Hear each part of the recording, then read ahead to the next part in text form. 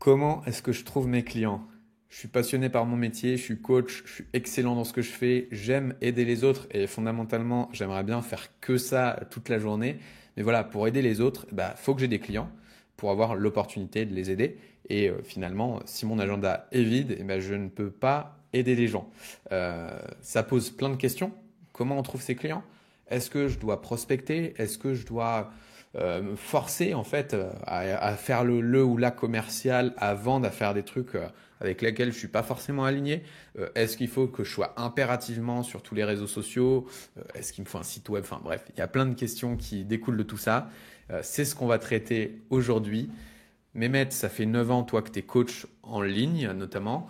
Là, j'aimerais bien qu'on revienne sur toi à tes débuts, quand ça a commencé justement à marcher et que tu es passé de OK, je m'éparpille dans tous les sens, j'ai pas de clients, à OK, j'ai une véritable méthode qui est actionnable, qui est prédictible et où je sais que si je déroule ce plan-là, j'aurai des clients et surtout une méthode qui est alignée, écologique pour toi et qui n'est pas en souffrance tous les jours. Ben voilà, j'aimerais qu'on revienne un peu sur cette période-là euh, pour donner un peu toi tes meilleurs conseils que tu donnerais à des coachs ou des pros de l'accompagnement qui veulent trouver des clients. Hmm.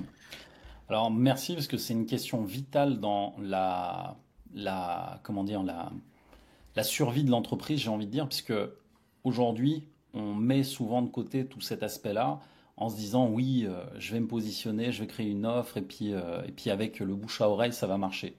Et en fait, à mes débuts, oui, le bouche à oreille a été le premier levier, c'est-à-dire que c'est ton premier cercle, tes amis, ta famille qui peuvent lancer la machine. Mais à plus grande échelle, si un jour tu veux vivre de l'accompagnement et du coaching, bah, il y a un moment où ça ne suffit plus. Et l'idée, c'est que au départ, moi, j'ai passé 3 ans dans mon entreprise à faire tout et n'importe quoi, à m'éparpiller dans tous les sens, à faire du marketing, du shiny object. Dès que je voyais un nouveau tunnel de vente, une nouvelle stratégie marketing, machin, je m'éparpillais dans tous les sens. Et j'étais sur tous les réseaux. Et il y a un moment où, en fait, quand j'ai rencontré Jérémy, il m'a dit, écoute, là, en fait, il faut une stratégie simple, il faut quelque chose de beaucoup plus simple. Et moi, je le voyais faire. Et il faisait à l'époque avec Facebook, et il n'avait pas un gros profil Facebook, mais en moyenne, je crois qu'il faisait 250 ou 300 cas annuels. Ce qui m'a marqué là-dedans, c'est qu'il faisait tout à l'écrit et avec vraiment du contenu qui impactait les gens. Et en fait, ça, c'est la première porte d'entrée, c'est-à-dire comment tu fais pour attirer les gens à toi et avoir en fait un contenu qui fait la différence. Et l'idée, c'est que quand on est au début de tout ça, bah, tu n'as pas forcément idée de comment créer le contenu, à qui tu t'adresses, etc. Et le plus gros du travail, il est vraiment sur qui je veux aider, quel est le problème que je résous pour eux.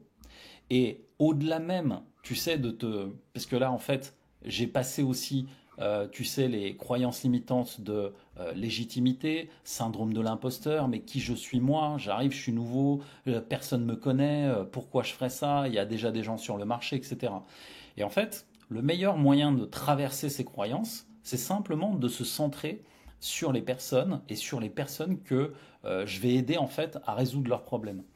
Et pour moi, ça a été un vrai shift en fait mindset parce que à partir du moment où je me suis occupé de ma cible, j'ai passé mon temps à parler à des gens et à essayer de comprendre ces gens-là. Donc, avant même de créer du contenu, je suis parti rencontrer les personnes que je voulais accompagner, donc les dirigeants du digital que j'accompagne encore aujourd'hui. Et en fait, à force de les voir faire ce qu'ils font dans leur vie, voir comment ils parlent, comment ils s'expriment, qu'est-ce qu'ils racontent, pourquoi le soir ils se couchent, ils sont tristes ou ils sont déprimés, qu'est-ce qui les rend heureux, etc. En fait, plus je me suis intéressé à ma cible et plus le plan derrière devenait clair. L'idée, c'est que moi qui suis plutôt introverti, en fait, tous les gens qui me connaissent le savent. Ma femme, mes enfants, mes parents, mon père m'a appelé la dernière fois, m'a mis une raclée parce que ça faisait 7 mois que je ne l'avais pas appelé. En fait, je déteste le téléphone, mais vraiment viscéralement, je déteste appeler. Et le téléphone, c'est un truc, je l'utilise vraiment uniquement pour envoyer des messages. Et l'idée, c'est qu'à l'époque, je me disais, putain, il doit y avoir quand même un moyen de faire de l'argent sans avoir besoin d'appeler les gens. Et à l'époque, c'était justement, il y a 9 ans de ça, les réseaux sociaux, Messenger, etc., etc. Et c'est là où, en fait, en comprenant ça, je me suis focalisé sur le réseau social qui m'a apporté tout ça, c'est Facebook. Et on peut dire ce qu'on veut de Facebook, hein, c'est has-been, c'est le réseau social le plus ancien. Sortez de toutes ces croyances-là aussi. C'est aujourd'hui toujours le premier réseau mondial. Il y a plus de 3 milliards 300 millions d'utilisateurs, je crois, aujourd'hui. Bref, à l'époque, je me sers de ce canal-là et je ne m'intéresse qu'à des personnes qui sont dans l'entrepreneuriat, mais digital. Et en fait, à l'époque, la stratégie, c'est connaître ta cible, et c'est encore aujourd'hui le cas. Tu dois d'abord connaître ta cible et voir en fait un maximum de gens de ta cible.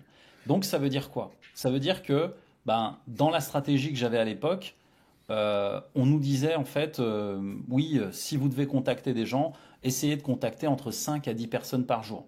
Moi, ce que je faisais, j'en contactais 30. Et j'envoyais 30 messages au lieu d'en envoyer 5 à 10. On me disait, en fait, faut aller, tu vois, dans la stratégie, il faut aller parler à ta cible, mais sur leur profil, dans leurs commentaires, faire des commentaires sur leur truc. Faisant au moins 5 à 10 par jour, j'en faisais 30.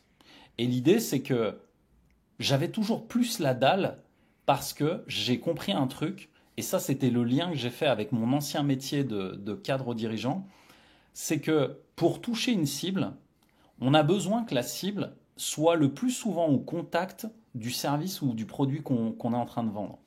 Et en fait, ça, c'est une des règles d'or en fait dans le marketing que j'ai connu moi dans le monde corporate des entreprises, c'est que pour qu'un volume de clients vienne au contact de tes services, tu as besoin d'un volume de prospection qui passe par ton marketing et par toutes les actions que tu mets en place en direction de la cible. Hmm. Et en fait, une entreprise aujourd'hui ne peut pas exister s'il n'y a pas un volume de prospection.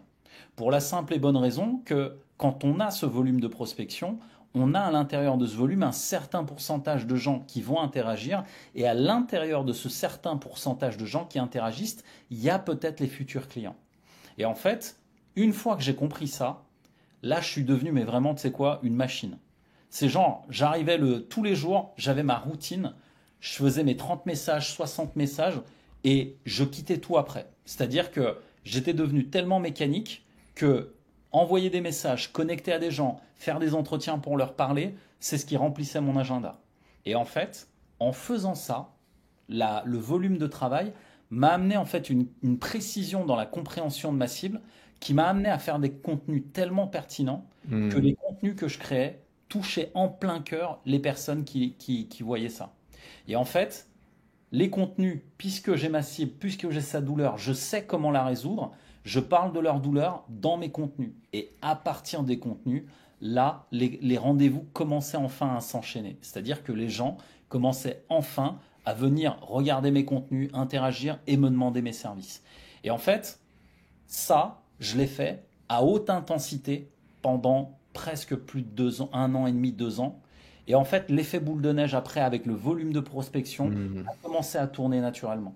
Et en fait, dans ces métiers-là, on peut utiliser de la pub après, parce qu'en fait, le volume de chiffre d'affaires généré sur les 1 an et demi, 2 ans n'est pas forcément toujours suffisant, tu sais, pour que derrière tu puisses commencer à investir dans de la Ouais, pub, etc. Parce que il y a plein de gens qui vont dire oui, fais du marketing, tu sais, tu disais les ouais, sites internet, etc. des Je te jure, c'est webinaires, une des perte de temps. trucs. J'ai tout fait. J'ai tout fait. J'ai fait les tunnels de vente, j'ai fait le site internet, j'ai tout fait. Ça ne fonctionne pas. Au départ, il faut un truc simple. Un seul profil Facebook m'a permis d'en être là où je suis aujourd'hui. Et en fait, l'idée, c'est que quand on tape sur une seule chose, qu'on la fait super bien, avec une haute intensité, c'est-à-dire, tu as vraiment la dalle pour que ça marche, Hmm. là, oui, tu vois, les résultats vont arriver. Ouais. Et toi, ils ont mis combien de temps à arriver? Tu disais que tu as fait ça pendant 1 an et demi, 2 ans, ce qui t'a permis d'être vraiment en place. Mais à partir du moment où tu as appliqué cette stratégie, et on reviendra peut-être aussi sur comment tu contactais les gens, qu'est-ce que tu leur écrivais, parce que là, on peut penser que c'est de la prospection qui est agressive, etc. Mais pas forcément, mais ça, on pourra y revenir juste après. Mais combien de temps ça t'a pris un petit peu quand tu es passé en mode exécution pour avoir des résultats avec ça? L'idée, c'est que j'avais déjà en fait galéré pendant 2 ans. C'est-à-dire que, tu sais, je suis tombé dans le piège à l'époque, ça s'appelait Pôle Emploi, maintenant ça s'appelle France Travail. je suis tombé dans le piège de, tu sais, j'ai bossé toute ma vie pendant 40 ans et Ouais, les 2 années où en fait le Pôle emploi continue de te donner 70% du salaire, tu vois, bah, j'ai un peu procrastiné. C'est le piège en fait de bon, bah ça va, il y a quand même un ça salaire, va le machin, faire. truc. Voilà. Et en fait, je suis arrivé lastminute.com aux 3 derniers mois et là c'est panique à bord. Et par expérience, je sais qu'il y a plein de gens qui vivent ça. Et j'ai attendu la dernière minute pour justement mettre les bouchées doubles et me concentrer sur une seule chose, parce qu'en fait, pendant les 2 années, j'ai rien fait, j'étais partout et nulle part. Et en fait, c'est à partir du moment où je me suis recentré sur une stratégie, celle-là, et là, j'ai tapé fort au même endroit. Là, ça m'a mis, franchement, 3 à 6 mois pour obtenir les premiers résultats clients, etc. Mais pour que ce soit pérenne, c'est-à-dire que ça dure dans le temps, ça m'a pris à peu près 1 an et demi. Et en D'accord. fait, au bout d'1 an et demi, tout était rodé entre guillemets. Ma création de contenu, envoyer des messages à des prospects qualifiés ou à des prospects froids. J'avais créé, si tu veux, une routine qui me permettait d'avoir une certaine forme d'automatisme tous les jours quand je me levais. J'avais vraiment une discipline militaire là-dessus. Et ce simple, comment dire, le simple fait de se dire j'exécute et je me prends pas la tête, le simple fait de faire ça me dégageait des heures de folie sur ma journée. C'est-à-dire que tous mes process pouvaient être exécutés en moins de 3 heures par jour. Et je le dis en toute transparence. 3 heures par jour pour faire ce que j'avais à faire. Et derrière, ça maintenait la machine en fait en état de marche. Et l'idée, c'est que bah, y a un moment où en fait, on peut s'essouffler ou parfois relâcher la machine. Et c'est là où Hmm. c'est le danger. Parce qu'en fait, le volume de prospection, on en a tout le temps besoin. Même aujourd'hui, des très très grosses entreprises, même en dehors des métiers de l'accompagnement, pourquoi est-ce qu'aujourd'hui Coca-Cola, Apple continuent de faire de la publicité alors qu'ils font des milliards? Franchement, ils pourraient arrêter de faire de la pub aujourd'hui. Des entreprises de ce calibre-là pourraient vraiment stopper aujourd'hui la pub. Mais qu'est-ce qui fait qu'ils continuent à en faire? Ils continuent de faire du marketing sur les réseaux. Ils continuent de faire tous les trucs de lancement, etc. Pourquoi est-ce qu'ils le font? Parce que derrière, ils sont comme tout le monde. Ils ont besoin d'un volume de prospection pour être sûr qu'ils restent visibles dans la tête et le cœur de leurs consommateurs. Et en fait, le principe est le même pour toute entreprise, peu importe que ce soit de l'accompagnement ou ailleurs. On a besoin de ce volume de prospection, quoi qu'il arrive. Et la méthode, un peu artisanale peut-être, elle peut paraître comme ça artisanale, mais en fait, une fois qu'elle est bien rodée, franchement, ça prend 3 4 heures par jour max. Et si tu es un peu lent comme moi, c'est plutôt 4 heures que 3 heures. Parce que moi, j'écrivais doucement, machin. Aujourd'hui, avec ChatGPT, en 1 minute, tu as cliqué sur un bouton, le truc, il se fait quasi automatiquement, tu vois. Ouais. Donc, il y a vraiment, tu vois, un avant-après. Et le fait simplement aussi d'être focus sur une seule stratégie. Créer un site internet, je l'ai fait au tout début, tu sais, parce que l'ancienne croyance du cadre dirigeant que j'étais, c'était ah oui, donc maintenant j'ai mon entreprise, il faut un site internet. Oui, c'est obligatoire. Mais rien du tout en fait. Le Hmm. site internet, je l'ai construit, ça m'a pris 9 mois, il a planté au bout du 12e mois. Et j'ai mis presque 2500 balles là-dedans pour un truc qui a fini à la poubelle, quoi. Tu vois? Hmm. Et là, aujourd'hui, le plus important, c'est vraiment en fait avoir un endroit où les gens te trouvent. Donc un profil Facebook, Instagram, ce que tu veux. Et à partir de là, tu construis ton audience. Tu construis surtout en fonction de la cible et des personnes que tu veux aider. Et à partir de là, tu déroules, quoi. Et justement, ces personnes, qu'est-ce que tu leur disais quand tu discutais avec elles? Très rapidement, je veux dire, dans les messages, parce qu'on pourrait penser que c'est de la prospection ou autre. Comment toi, tu t'y prenais pour que ce soit Alors fluide pour toi? justement, En deux mots. c'est pas de la prospection, puisque là, en fait, l'idée, c'est inviter des gens, tu sais, sur Facebook, il y a une Ouais, fonction invitation d'amis. Et à partir du moment où moi, j'affichais de façon très claire, en fait, qui je suis et ce que je fais, la personne, si elle connecte, ça veut dire qu'elle est intéressée. Et là, en fait, c'est pas de la prospection, c'est simplement, veux-tu devenir mon ami et regarder ce que je fais? Et puis, à partir de là, j'allais surtout vers les gens qui interagissaient sous mes contenus. Et ça, c'est la priorité, c'est de connecter avec des gens qui sont plutôt chauds que de partir et de perdre du temps peut-être avec du trafic froid, des gens qui ne te connaissent pas forcément, qui hmm, ne connaissent pas ton travail ou qui t'ont jamais vu nulle part, quoi. Et c'est pour ça que la création de contenu en fait sur un profil permet aux gens de découvrir qui tu es. Et aujourd'hui, en plus avec le changement des algorithmes et la viralité de certaines vidéos, une vidéo peut devenir virale pour être connue en fait par des milliers, millions de gens sur une plateforme. Donc l'idée, c'était plus, si tu veux, encore aujourd'hui, comme je l'ai fait à l'époque, c'est d'être découvrable. Et en fait, cette découvrabilité permet d'amener en fait les gens à connaître en fait ce que tu fais. Et à partir de là, je crée de l'interaction en lien avec les personnes qui ont accepté l'invitation et avec qui en fait je vais connecter et c'est à eux que je vais envoyer des messages de façon prioritaire. L'objectif c'est pas du tout de faire de la prospection forcée ou tu vois de Ouais, bien forcer sûr. la main de qui que ce soit, on n'est pas des vendeurs de tapis, on vend quand même de l'accompagnement pour l'humain, donc on reste humain dans notre approche.